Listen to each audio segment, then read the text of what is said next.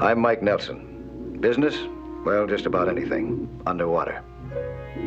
This job was a technical one. I had to take slow-motion underwater photographs of the action of an outboard motor in operation. I was concentrating on operating the camera, which was why I didn't notice my visitor at first. When I did see her, I waved her off. I didn't want anyone getting in the way. I checked the light again with my underwater exposure meter. Suddenly, I felt the meter being pulled out of my hand. Before I realized what had happened, she had swum off with it. I couldn't work without that meter. I wanted to catch her and wring her neck. But catching her wasn't as easy as I'd expected. Whoever she was, she cut through the water like a torpedo. She got to the dock before I could reach her.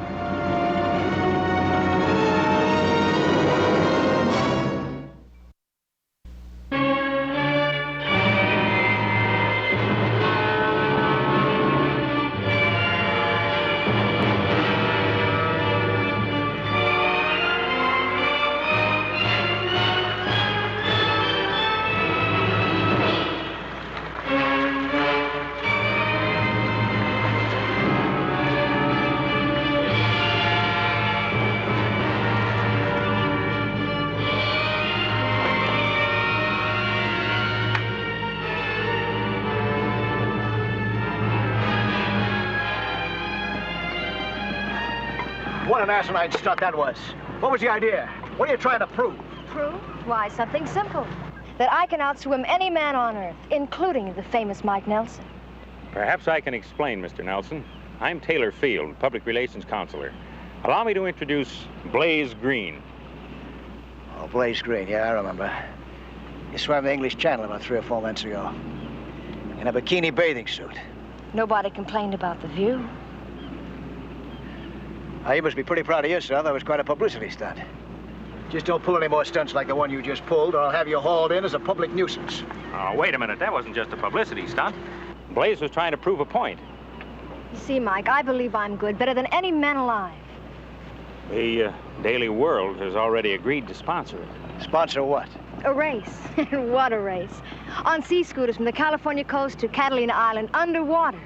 It'll make newsreels, TV, and every newspaper in the country. The channel between here and Catalina Island is a terrifically dangerous piece of water. It's full of turbulence, currents, anything you can name. You get 20 or so skin divers in there across the channel, and you're bound to end up with at least one casualty. Not 20 divers, just 2. Blaze Green versus Mike Nelson. For a first prize of $5,000. Miss Green, I don't sit on flagpoles, I don't dive off bridges. And I'm no stuntman. Just a guy making a living, working underwater. Working, not playing games. Mike. You don't mind if I call you Mike? You have to understand how this is going to look to the papers. When Taylor here tells them that the famous Mike Nelson refused to race against me because he was terrified of having a hole punched in his big, fat reputation. Now, we wouldn't want that to happen, would we? Okay. On one condition. Whoever wins, you or I, agrees to donate the $5,000 prize money to the County Water Safety Project. Now, wait a minute. That's a lot of money. I don't think we should. Relax, Taylor. You're pretty fast in the clinches, Mike. But so am I. Okay, it's a deal.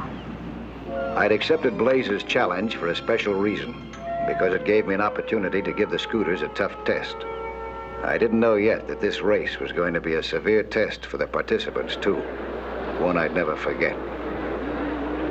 A week later, I found myself in the middle of an aquatic circus.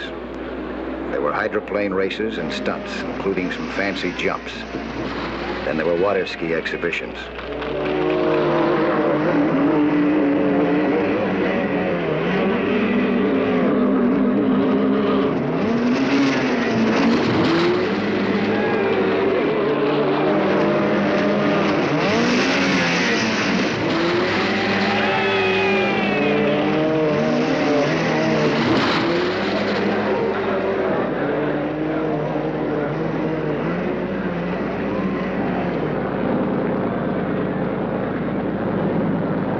But the star attraction, apparently, was to be Blaze Green versus Mike Nelson. Preparations are almost finished, folks, and the race will start in just a few moments.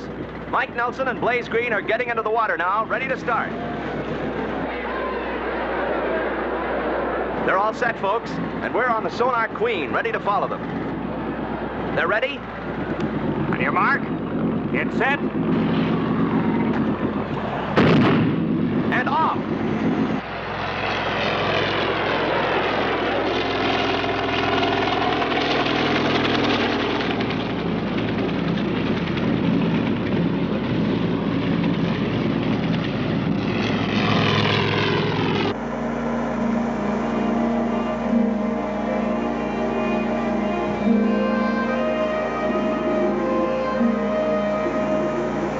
We'd barely started when Blaze cut right in front of me. I figured that it was due to lack of experience in maneuvering the scooter. She now had a slight lead.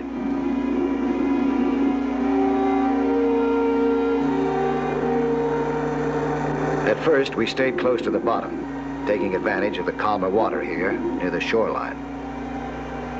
The underwater scenery of kelp and rocks was beautiful, and I began to think that the race would be fun.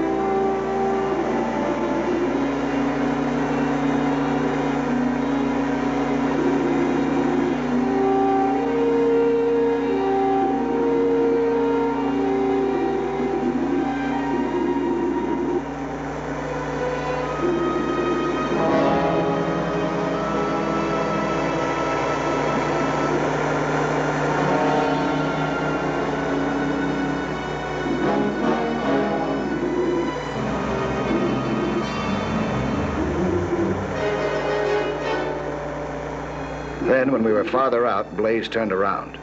I could see something in her hand, but I couldn't make out what it was until she used it. She released a cloud of underwater dye. It blocked my view for a few seconds, and when I came out of it, she had a really good lead. I realized then that when she cut me off before, it was no accident. This was notice that Blaze intended to win any way she could. Be sure to stay tuned to this station for further developments in this underwater race. We return you now to our main studios. What now, Taylor? Now we follow them on sonar. Let's take a look. Okay.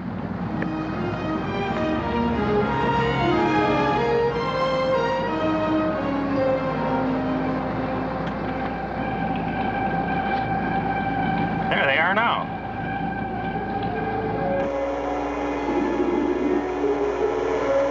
Our scooters were exactly matched for speed.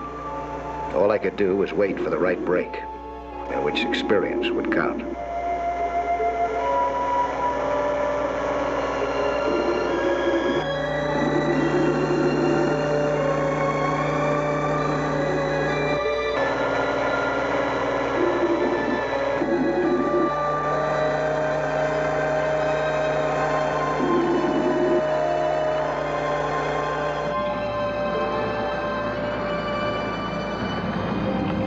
There it is, the first buoy.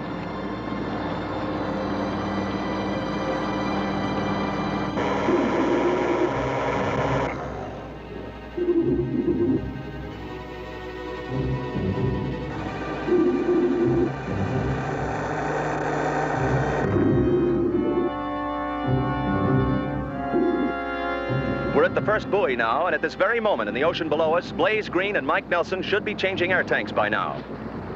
It was at the first buoy that I got that break, the one that I was waiting for.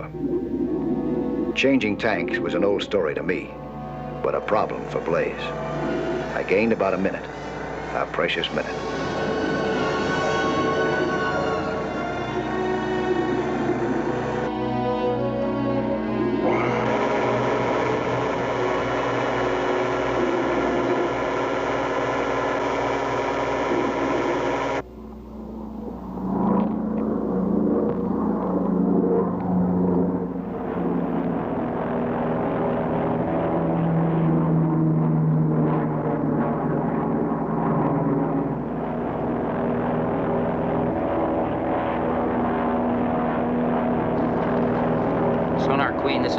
322. Suggest you warn the divers there's whales in the vicinity.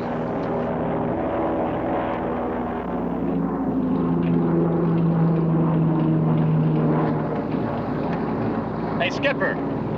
That plane up there, he's radioing a warning. There's a school of whales heading across the channel, dead ahead of us.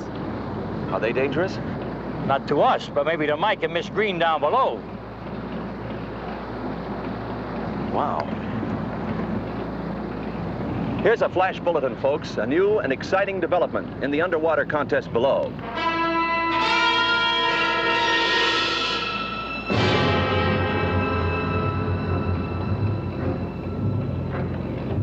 I'd managed to work up a good lead when I saw trouble dead ahead. A whale. Then another.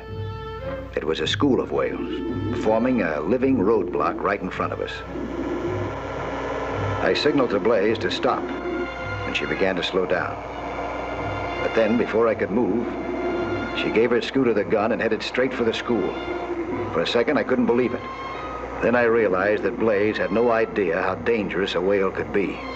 One casual nudge from its tail and she'd be broken in half. After a quick look, she went right on through the school. I don't see anything. Most of the whales probably sounded when they heard us coming. Let's get back to the sonar.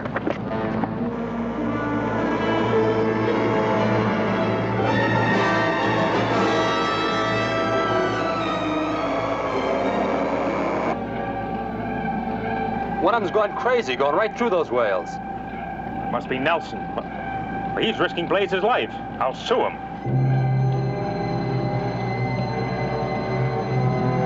Blaze was lucky, very lucky to get through unhurt. She had a nice lead on me now, because I had sense enough to wait until the school passed.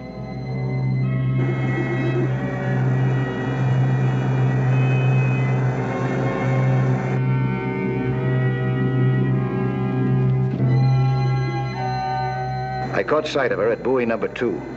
She'd already put on her fresh air tanks. She was taking mine and dropping them to the bottom. And the bottom here was about 400 feet down. She needed a good spanking, but I didn't have the time to give it to her. My air was running out. I had to get those tanks.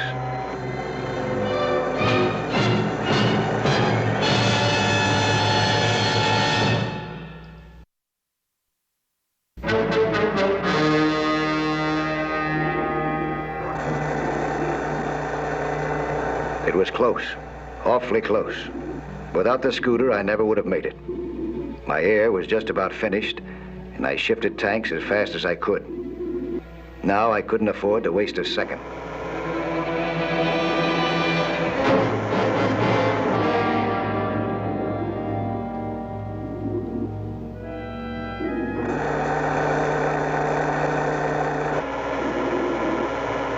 We were about halfway to Catalina Island. I knew this area pretty well. There were some shortcuts that I wouldn't use ordinarily, but they could help me make up time. We were heading for a seamount, a submarine mountain. The usual way to cross a mountain is over the top, but I was going straight through it. It was a natural tunnel with a fast current. It felt like riding a bobsled with no way out but straight ahead. I just hoped that nothing got in my way.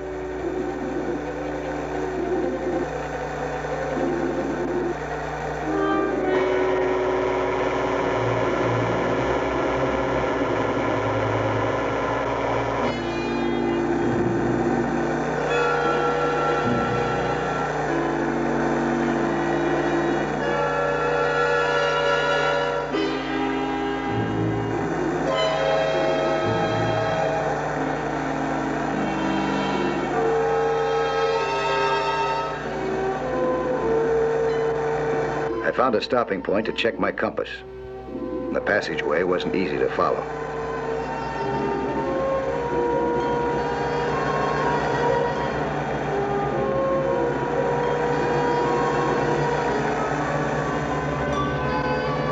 I saw Blaze as soon as I broke into the clear, and she saw me.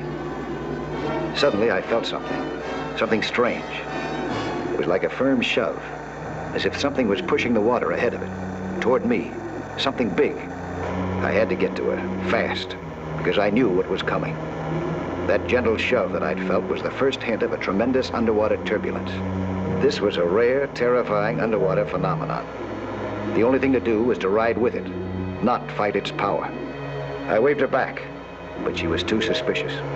So I tried to catch her by surprise. I had to stop her.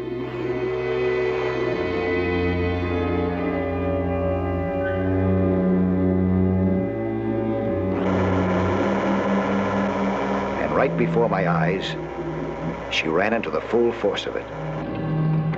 We're about even again. Almost up to the last buoy. I'll still bet on Mike Nelson. What is he, half fish? It all happened in seconds, but it seemed much longer. Blaze was slammed around, then thrown free and carried away helplessly. I tried to keep outside the turbulence and still stay up to Blaze, waiting for an opportunity to pull her free. But it was too strong, and she was moving too fast.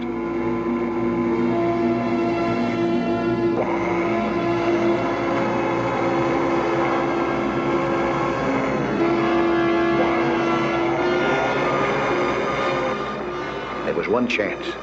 If I rode with the turbulence, I could stand its force. And using the scooter, I might be able to catch Blaze. I had to try.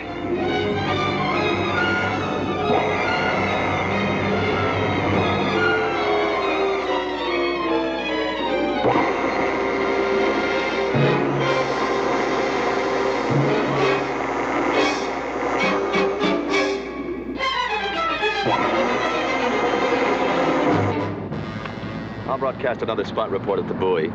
Hey, something's happening.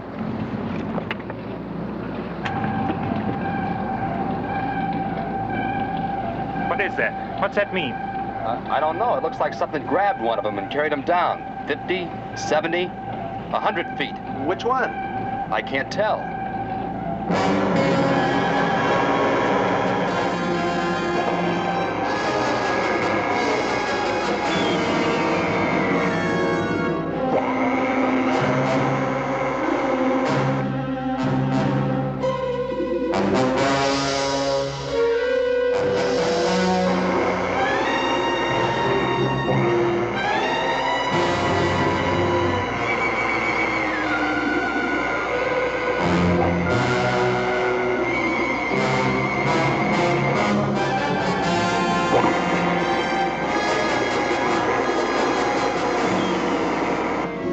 See her trying to swim against the pressure of the current, which was the one thing that she shouldn't do. She dropped her scooter, but kept struggling desperately. She certainly had plenty of fight in her.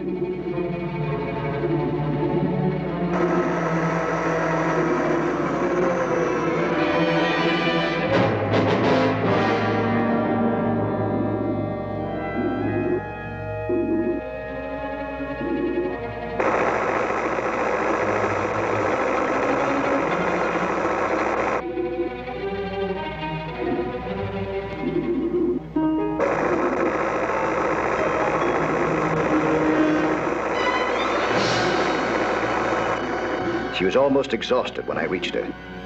For the first time, she seemed really frightened, and I couldn't blame her. I'd planned to ride out the turbulence, but I knew that Blaze would be short of air because of her struggle. We had to take a long chance and try to dive under the current. The only difficulty was it might go deeper than we could. And if it did, well, I didn't want to think about that.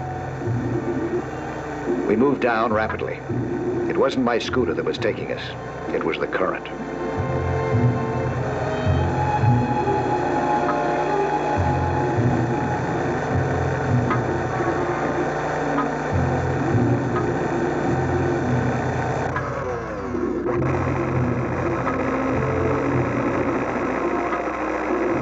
The deeper we went, the less force that it had.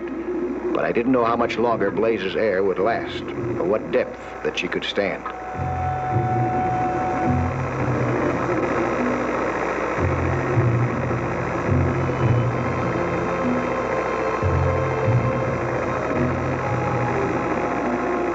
When we finally did get clear, I knew that we'd have to surface dangerously fast, and thought Blaze was beginning to black out already. I wondered if the Sonar Queen would be close.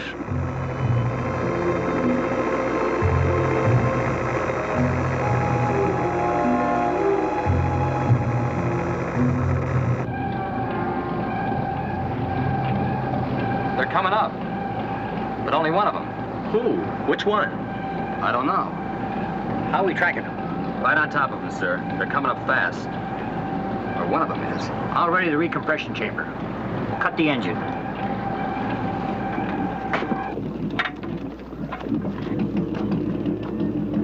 There they are. We came up, and there she was. I was never so glad to see a boat in my life.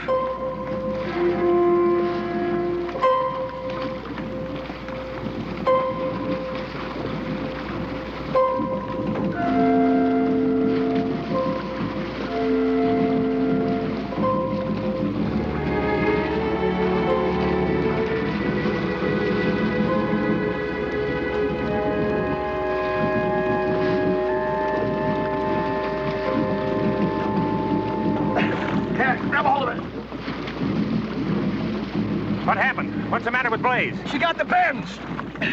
Get the recompression chamber ready. It's ready. What about you? I'm going back down. Throw me down a tank.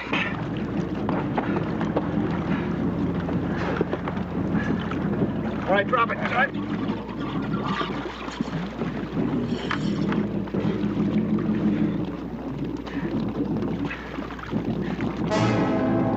There was only room for one person in the chamber, so I went down below again with a fresh tank to recompress by slow stages.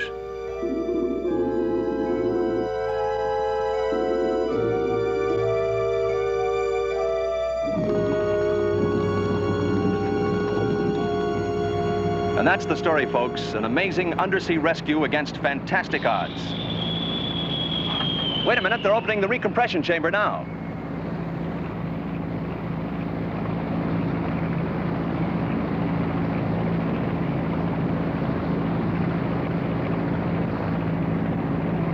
And she's all right. Blaze Green is all right. Sit down here, huh?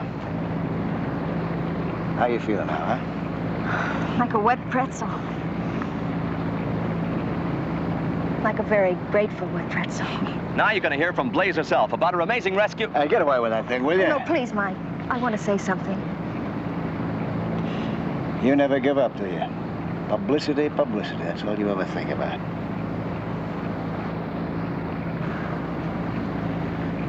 I just wanted to say one thing. I tried to win this race any way I could, including cheating. Blaze, what's the matter with you? I nearly got myself killed in the process. Mike Nelson saved my life by risking his own. And I want to make a public apology to him. As far as I'm concerned, he's won everything in sight. I mean that, Mike.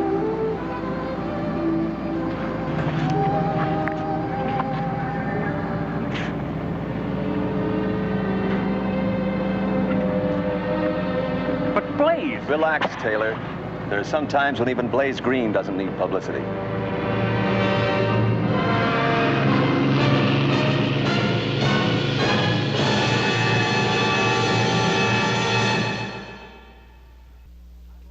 Hello there. I'm Lloyd Bridges. You know, 3/5 of the world is covered by the sea. And how little most of us know about that underwater world. Go below with us again next week, huh? For another thrilling adventure in Sea Hunt.